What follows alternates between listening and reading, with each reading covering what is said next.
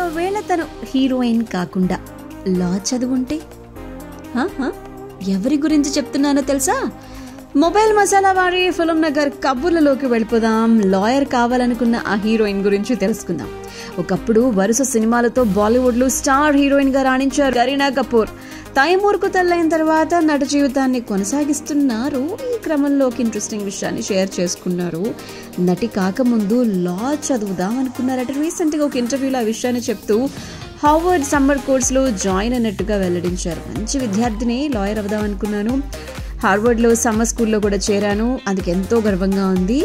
అక్కడ దిగినటువంటి ఫోటో ఇప్పటికీ ఉంది. ఇక నటిగా రంగప్రవేశం చేసిన తర్వాత ఆశయం కాస్త పక్కకి వెళ్ళిపోయింది.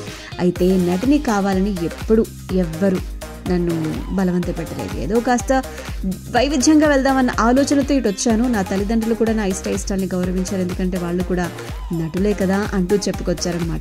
సుసింగం అగైన్లో కథానాయికగా కరీనా కనిపిస్తూ ఉన్నారు. 2024 దీపావళికి థియేటర్స్లో మనకు కనిపించబోతున్నారు.